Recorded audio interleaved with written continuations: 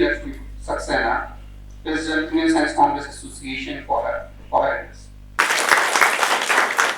The focus of this year's World Environment Day calls for transformative changes to policies and choices that enable cleaner, greener, and sustainable living in harmony with nature. It will focus on the need to live sustainably in harmony with nature and the possibilities for shifting to a greener lifestyle through both policies and individual choices. Let's make use of this historic opportunity to reaffirm our dedication to the cause of environmental protection and restoration. Together, we can change things. May I now invite Shri Saurabh Bhagat, Commission Secretary to the Government Science and Technology Department, for his remarks. Celebrating this particular event, the story was started in 1972 when we started taking a lot of interest in the environment, and a group of intelligentsia gathered in the United Nations and decided that we have only one world and we have to protect it. So it's a very, very important cause. And this particular year, preventing plastic pollution has been made the basic theme. Now the important issue is this, that we have been creating a lot of legislations across the board to prevent plastic pollution. But you must all be knowing that there is some kind of a plastic soup, a very large plastic patch in the Atlantic and the Pacific Ocean, where a very large area, millions of tons of plastic is just floating on the surface of the sea. And that is a testimony to the greed and the kind of irresponsible behavior that mankind has done. Our Eastern culture, or let's say the Indian culture, or the South American culture, or the African culture, we already use very little energy. We use very little plastic. But now gradually, as our culture is changing, we are now moving towards this Swiggy and Zomato culture, where the polythene is increasing. When I was Secretary Environment and Forest JNK in 2017-18, I had the pleasure and honor of being able to put a ban on plastic, where we banned plastic of particular micron. But we know that because of lack of viable alternatives, the industry as well as the Producers Manufacturers Association, they try to push plastic. And unless we as universities and as the intelligentsia, we come up with some viable solutions, some kind of alternatives, whether we talk about use of jute or use of some kind of cotton cloth or ceramics or glass or something like that, this particular problem will continue. Another very important issue is that now plastics are also used in a disguised manner in a lot of other products also, which find their way into the food chain. Not only plastic is going to be lasting for almost 1,000 years in the food chain, but if you look at Himalayas, if you look at Jammu Kashmir also, we are the source of water for the entire Southeast Asia. So here also, whatever plastic pollution we are producing will find their way into the water bodies and will continue to be polluting. So I think this is a very suitable and a very nice cause for which University of Kashmir has conducted this program. In fact, I would like that the outcome of the program should be shared with the government, so that some cogent kind of policy measures can be taken by the government. It is necessary that universities don't work in silos and they collaborate with each other on these kind of activities and share the policy matters with the government. I'm also pleased to announce that this year, out of our departmental budget, we had kept around 5 crore rupees for research and development on specifically waste to energy. In this plastic to energy, or even use of plastics even in road making, like in Manipur, one of the experiment has been made where plastic is being used to make roads.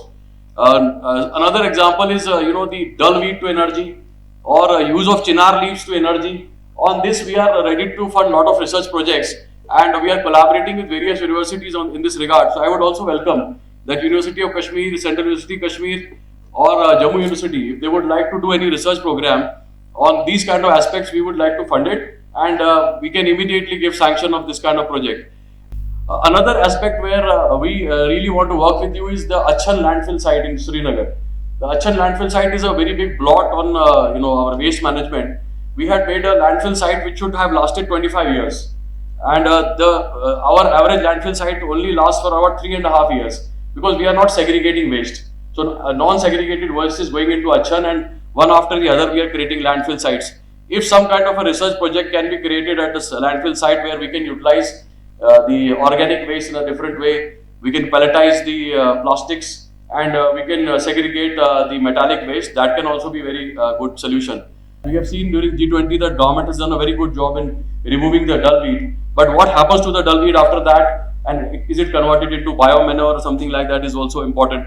So therefore, there are a lot of funding solutions. As my colleague said, we are ready to support the government. But here, if some of the departments of the university or some other universities would like to fund such research projects, we'll be very happy to do it. I appeal to the young generation under the mentorship of the senior person sitting in front. They will come forward and they will do something. It's our responsibility, social responsibility, to preserve our colony, preserve our environment. It's for our interest. It's not for us. It's in fact for us. Our next generation is going to be in great danger. We have to think about it. And I'm happy that this conference has titled, they have included the solutions. In the last 2 decades, I have seen that there have been many academic seminars and symposia, conferences. They have delivered mostly on the challenges. There were very few conferences where they included in their discussions the solutions, what they are going to provide the solutions for. I'm happy that they have. In fact, this climate change, global warming, that touches, that influence of every aspect of life, every aspect of the world. So it's a multidisciplinary problem. It's a transdisciplinary problem. Solution has to come with the association, with the cooperation of a variety of people. Saurabh Bhagat mentioned that 5 crore rupees, I think 5 crore, is being given by Science and Technology to the universities of Jammu and Kashmir for working on environmental issues. Department social sciences, mathematical sciences, commerce, all these should come together to address the challenge of environmental issues in the transdisciplinary manner. So think about that. Our recommendation would be to enhance that grant significantly so that meaningful work can be carried out on such issues which is directly related to the humankind. हम लोग बात करते हैं पर्यावरण की, लेकिन पर्यावरण पर बात करने के पहले आप उसके ऑरिजिन को समझिए। अगर उसके उत्पत्ति को समझ लेंगे, उसके कंपोनेंट क्या हैं, आप उसको समझ लेंगे, तभी पर्यावरण की रक्षा आप कर सकते हैं। मित्रों, let us start with the zero. कुछ नहीं था। सो जब सृष्टि का निर्माण हुआ तो सबसे पहले sky was formed, then air was formed, then energy और fire was formed, then water was formed and then earth was formed. ये जब 5 तत्व फॉर्म हो गए, एक बड़ा अच्छा स्लोगन आया, क्षिति जल पावक गगन समीरा, पंच तत्व यह अधम शरीरा। और यहीं से माइक्रोब्स की उत्पत्ति, चूंकि शरीर के धारण करने के लिए हमको 5 तत्व चाहिए थे, और जब ये 5 तत्व संसार में आ गए तो वहां से माइक्रोब्स की उत्पत्ति हुई, और ऑर्गेनिक इवोल्यूशन के क्रम से ये धीरे धीरे मनुष्य तक पहुंच गया। इसकी दूसरी धारा थी, दूसरी धारा ये थी, लिथोस्फीयर फॉर्म किया, हाइड्रोस्फीयर फॉर्म किया, एटमॉस्फेयर फॉर्म किया, बायोस्फीयर फॉर्म किया। अल्टीमेटली ये सारे चीज मिलकर के इसने प्रकृति का निर्माण किया। और मित्रों, प्रकृति के जिस भाग में हम रहते हैं, that is my environment. So you have to make distinction between the nature and the प्रकृति। आप इसको समझना पड़ेगा। तो मैं कहा, today we all will find how youth are acting as environmental leaders and environmental activists around the globe. We have countless examples of how youth are today making their innovations related to sustainability and finding innovative solutions to new environmental changes. For example, how they are advocating for a shift from plastics to sustainable alternatives. One of the speakers was already addressing it.